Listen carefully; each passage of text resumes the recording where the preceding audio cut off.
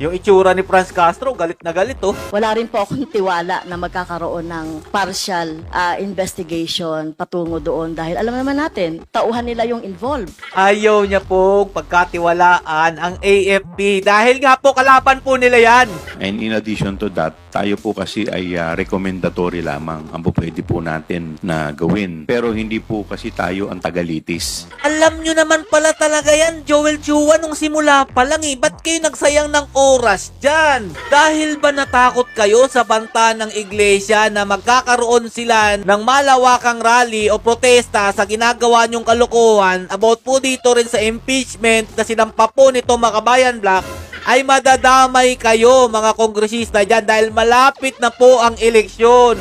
Alam niyo po ba mga idol, kung bakit sa tingin ko sinabi rin ni PBBM na wag pong ituloy ang impeachment kay VP Sara Duterte? Ito na lang ang pagtuunan mong pansin, Franz Castro, dahil ikaw ay sinampahan ng kaso ng mga IPs. Narito ang Balitang Pinoy TV.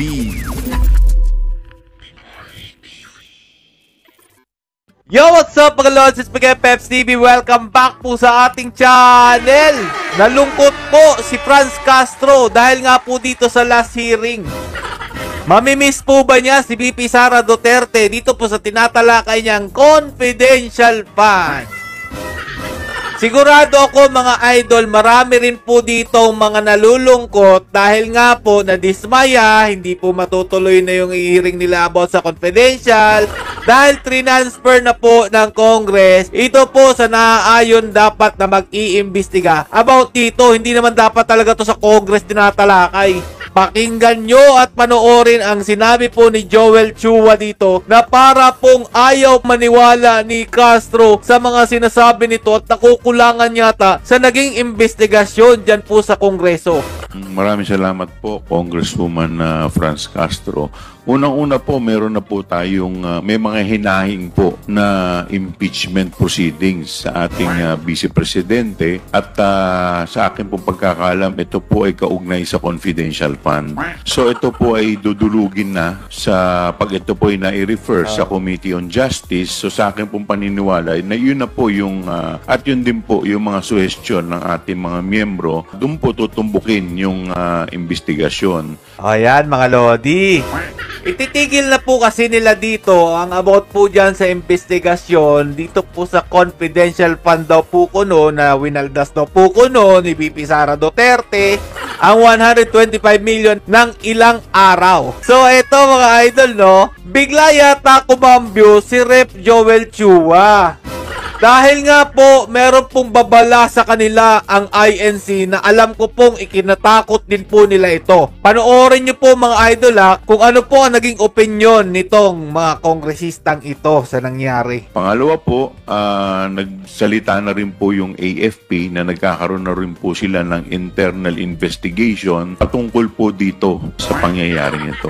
Kaya po mas minarapat po ng mga miyembro na ito po ay ibigay sa pamunuan ng AFP nang hindi po tayo makasagabal sa kanilang pag-iimbestiga. Yun naman pala mga idol. Pwede na naman palang ibigay na agad sa AFP yung investigasyon kung asan ba talagang ahensya ang nararapat na mag-imbestiga about sa confidential fund. Bakit nyo pa pinatagal dyan sa Kongreso na hindi naman pala din mangyayari yung mga gusto nyo? Diba? Yung itsura ni Franz Castro, galit na galit oh. Ayaw niyang matanggap ang nangyayari ngayon dyan sa Kongreso. Dahil nga po, dismayado siya. Siya po kasi ang talagang nagsusulong nitong pag-iimbestiga about sa confidential fund. Alam niyo po ba, mga Lodi, kung bakit po talaga nila tinutulak itong investigasyon about confidential fund at tuwa po sila na nawala po yung confidential fund ng iilang mga ahensya.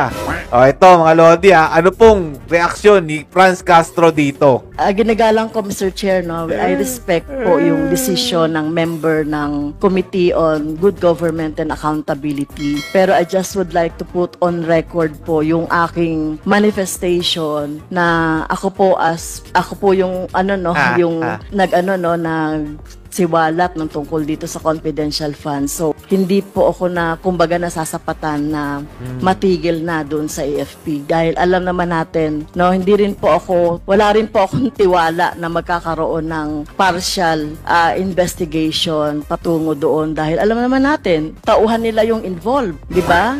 Tao nila yung mga involved doon. Nakita naman natin doon sa ating mga investigation na wala namang national security involved.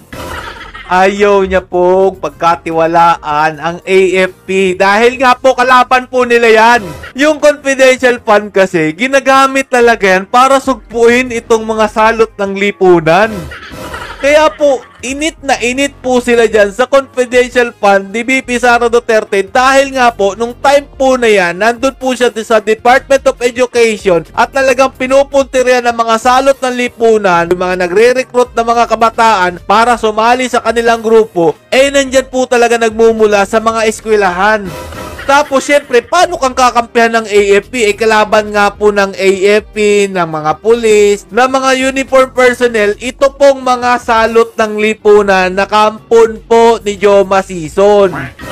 So, paano niya pagtitiwalaan yan, mga idol? Kaya gusto niya nila dyan sa Congress, talakayin yan dahil nga po, nandyan po yung powers nila. Sobrang dami na pong nakapasok dyan po sa loob ng Kongreso ng mga kampon ni Joma. Kung makikita nyo nga po yung previous vlog ko, nandun pa po sila naglagay ng plakad sa loob po ng congressional hearing. Anak ng tinapay naman. Tuloy pa natin. No? Wala namang, No? ang involved dito, Mr. Chair, ay yung interest, national interest ng taong bayan. Damay na naman ang interest ng taong bayan o interest nyo lang. Ang pondo na 612 na kagaya nga na sinasabi ni Congressman Raul Manuel, sinasabi ni Congressman Luistro na kung nagamit ng maayos yan, na bigay natin yan sa ating mga estudyante sa education at pangangailangan pa ng ating mga mamamayan. So, ang tanong ko po, Mr. Chair, yung po bang investigation ng AFP, hindi na tayo involved doon? At kailan nila sasabihin po yung investigation? Kailan sila magkakaroon ng report doon sa investigation? Kailan matatapos? Binigyan po ba natin sila ng time frame, Mr. Chair? Mag-uuobliga pa siya sa AFP, mga idol. Gusto niyang malaman kung umuusad ba talaga yung investigasyon ng AFP kay Vice Presidente Sara Duterte. Ganon ba? Minomonitor nyo? Dahil nga po, mga Lodi, natatakot po sila na mawala lang po ang kanilang ginawang bago dahil nga po, ang punterya talaga nila dito tanggalin ang mga confidential fund na ginagamit po para pupuksain ang salot ng lipunan. Sila po ang maaapektuhan yan kung kampon nga po sila ni Joma Sison. Yun ang kinakatakot nila, mga idol. Tayo po ay makikipag-ugnayan po sa AFP. And in addition to that, tayo po kasi ay recommendatory lamang ang po pwede po natin na gawin. We can recommend the filing of cases to hearing officials, pero hindi po kasi tayo ang tagalitis. Alam nyo naman pala talaga yan, Joel Chua, nung simula pa lang Ba't kayo nagsayang ng oras dyan? Dahil ba natakot kayo sa banta ng iglesia na magkakaroon sila ng malawakang rally o protesta sa ginagawa nyong kalokohan about po dito rin sa impeachment na sinampa po nito Makabayan Black, ay madadamay kayo, mga kongresista dyan, dahil malapit na po ang eleksyon. Alam naman po natin ang INC o ang Iglesia ni Cristo, yan po ang pinakamay malakas na powers pagdating po sa isang hudyat ng kanilang leader kung sino po ang kanilang susuportahan. Yan ba ang kinakatakot ninyo? Yung mga lodi nating mga INC dyan, alam nyo na po kung sino po ang inyong hindi susuportahan. Lalong-lalo na po yung mga taong gusto pong maging magulo ang ating bayan. Walang iba kundi si Franz Castro at ang grupo nito. Sama nyo na rin po itong mga kongresistang ito dyan po sa Kamara. Alam naman po natin, ginagamit lang po nila yung pagkakataon na yan para po exposure sa kanila dahil tumatakbo nga po sila ngayong eleksyon na ito. Proper ahensya po na po pwede pong maglitis dyan ay yung Office of the Ombudsman, Ito po yung mga ahensya na dapat pong maglilitis, at sa hanay naman po ng AFP, ang alam ko po meron po silang jago kung tawagin po yan, or yung court martial, kung hindi po ako nagkakamali. O, di ba mga idol? Alam naman po pala nila yan. Pero bakit nila tinutuloy yung hearing dyan na hindi naman din po sila makakatulong about po dyan sa ginagawa nilang investigasyon? Wala rin naman palang patutunguhan, nagsayang lang ng pera. Tama ba ako mga Lodi? Anyway, I respect the wisdom Respect na naman. of the committee members dito sa good government. Siguro di nyo rin you can answer it or not na. So ibig sabihin ituloy na natin ito doon sa impeachment na lang, Mr. Chair. Itong mga findings natin dito through the Justice Committee na lang ba? Sa ngayon po wala pa yatang gumagalaw sa impeachment no? Hindi pa naman ito na i-refer sa Justice Committee. Paano kikilos yan? Sino bang hindi matatakot sa sinabi ng Iglesia ni Cristo na subukan yung ipa-impeach si VP Sara Duterte at magkakaroon ng malawakang rally dito sa ating bansa dahil ginugulo nyo ang ating bayan? O sige nga, kung sinong matapang dyan na politikong tumatakbo ngayon, subukan nyo pong ipa-impeach si VP Sara Duterte. Ngayon po ang pagkakataon na ipakita nyo po ang inyong kisig. Ipa-impeach nyo po si VP Sara Duterte nang magkaalaman po tayo. Ewan ko lang kung may maglakas ng loob talaga na ituloy yung impeachment complaint.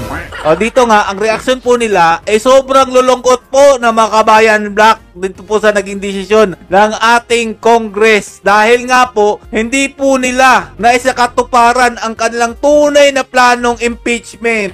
Kapag tinanong po nila, itutuloy ba natin yung impeachment na lang? Ipagdesisyonan na lang natin dito sa Kongreso. Wala pong sasagot dito kay Franz Castro dahil nga po, takot din po sila dun po sa sinabi ng INC. Ayaw po nilang masira ang kanilang political career dahil lang po dito sa interes ng Makabayan Black na patalsikin po sa pwesto si VP Sara Duterte. Alam niyo po ba mga idol kung bakit sa tingin ko sinabi rin ni PBBM na wag pong ituloy ang impeachment kay VP Sara Duterte? Nararamdaman din niya na magiging peligro ang kanyang posisyon bilang Pangulo ng Pilipinas kapag nangyari iyon. Kung mapapansin nyo kasi mga idol, sa kinikilos po ni Romualdez o ni Speaker, parang ang dating siya po talaga ang backup nitong Makabayan Black dyan po sa Congress. At kung sakali mang mapatalsik po nila si VP Sara Duterte, walang iba kundi magbobotohan po ng iilan pong mga kongresista kung sino po ang ipapalit na vice presidente. Magkakaroon po yun ng voting. So, sa lamang po ni Romualdez mga idol, dahil hawak niya po ang Congress, dahil nga po sa pangmumudmud niya po di umano ng mga pera, relo, sasakyan, kung ano-ano bang pong pleasure para po sa ating mga kongresistang, nakita nyo naman kung gaano po kahayahay ang buhay. Sigurado pong si Speaker Romualdez ang mauupo bilang bagong Vice President ng ating bansa. Yan lang po ang aking sa tingin. At sa tingin ko rin, nararamdaman po ni PBBM ang panganib noon. Dahil nga po, ang totoong intensyon ng mga kampo ni Joe Masison ang sirain ang ating gobyerno. Walang iba ang mga komunistang iyan.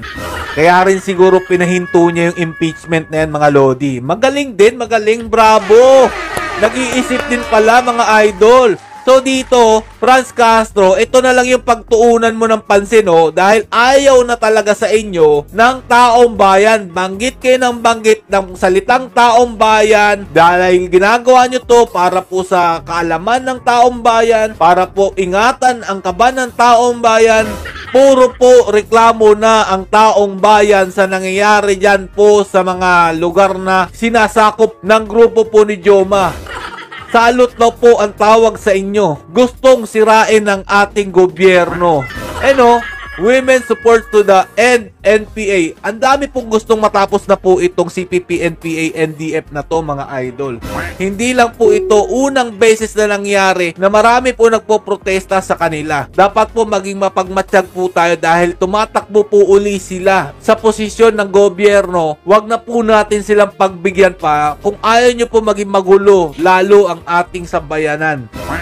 Eto na lang ang pagtuunan mong pansin, Franz Castro. Dahil ikaw ay sinampahan ng kaso ng mga IPs. Sabi po dito sa SMNI News, mga Lodi, just in, Rep. Franz Castro sinampahan ng reklamo ng House Ethics Committee ng mga taga-IP community. Matatandaan na convicted si Castro at iba pa sa paglabag sa Special Protection of Children Against Abuse, Exploitation and Discrimination Act via MJ Mundehar, mga idol. Yan ang kaabang-abang. Yan ang dapat itulak ninyo talaga. Ang magiging abogado po yata nila si Attorney Torion na napakagaling po abogado nito mga idol. Sana po dagdagan nyo pa po kung ano pong kaso ang kinakaharap nito ni Franz Castro nang matahimik na po siya. At wag nyo na pong pagbigyan makaupo pa sa pwesto. Dahil yung pwesto na yan, yan na lang po ang nag-hold ng kanyang tikas at immunity para po dyan sa kasong convicted na po siya. Sabi nga po ni VP Sara Duterte at ngayon palaboy-laboy pa rin po dyan at nagsasalita pa sa loob ng Kongreso. So hanggang dito na lang po muna mga idol. Iyak na lang po muna yung mga malulungkot dyan na hindi na po matutuloy yata yung impeachment complaint laban po kay VP Sara Duterte dahil nga po alam natin kung gaano po sinusuportahan ng INC ito pong si VP Sara Duterte at ayaw po nila ng kaguluhan. Stay safe mga lods and God bless you all. Duterte pa rin. Ito na nga mga kabalita. Ano na ang masasabi nyo patungkol sa balitang ito? Please comment down below mga kabalita. Pag-usapan natin yan sa comment section. At kung di ka pa nakasubscribe sa ating channel, baka naman